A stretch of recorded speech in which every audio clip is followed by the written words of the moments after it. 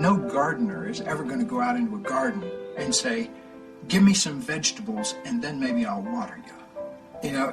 That's not the way manifestation occurs. What you do is you go out and you tend to the vegetables and you water them, and then, the harvest comes. So if you're giving out a feeling of, I'm okay, I'm good enough as I am, and I am acceptable, and I love life, and I love me, and you start having gratitude for yourself and for life, then life treats you differently because you are having a different vibration that you're giving out and getting back. And that's when things really start to flow. What was interesting, the challenge for me, was that I thought there was limits to how far you could take this. And I have to credit Louise Hay as the person who opened my eyes that it's unlimited. She did it on her own. A woman publisher who has changed millions of lives worldwide. Her house overlooking the ocean and her organic garden and her beautiful koi pond, to me, were just physical representations of heaven on earth that she had made with her own thoughts. No one inspired someone by being sick or broke or poor. If you want to help someone, you let it shine. You become that beacon on the hill. The universe loves grateful people. The more grateful you are, the more you get to be grateful about. It's that simple. Life is really very simple. We make it enormously complicated, but it doesn't have to be. We all go through an evolutionary process in our growth where we start out wishing and hoping and believing that the universe is like Santa Claus and all you have to do is write your list up and you get what you want.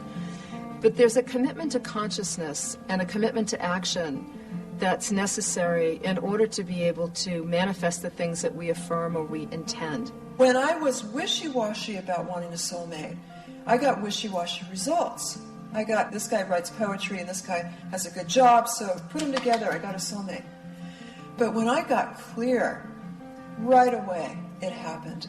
Nobody in the history of my family that I know of has ever had a successful relationship. I realized that it would be breaking absolutely radical new ground if I was able to create a relationship that worked, that would be an unthinkable thing to do. And what better thing to make happen, than something completely unthinkable. And so I designed what I wanted in a close relationship in my mind. And honesty, a relationship where both of us were free to pursue our creativity, our creative callings, and that each of us took full responsibility for our lives so that we didn't get into blaming each other. From that moment, it only took a month until Katie came into my life and basically set the tone for our whole last 27 years together. I have an intention that says, I want to meet a partner that I love. I want to have a relationship that's meaningful to me. But then the next question I ask myself is, how do I need to grow and evolve in order to become that partner so that I can attract that partner to me?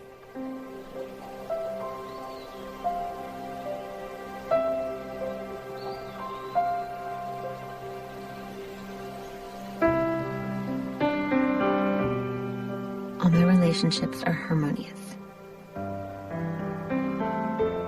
I'm deeply fulfilled by all that I do. Every experience is a success.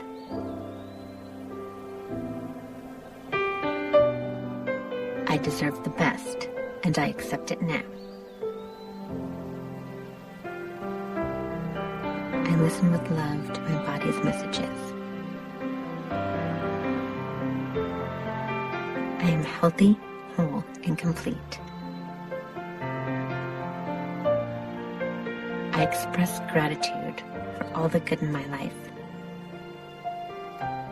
Each day brings wonderful new surprises.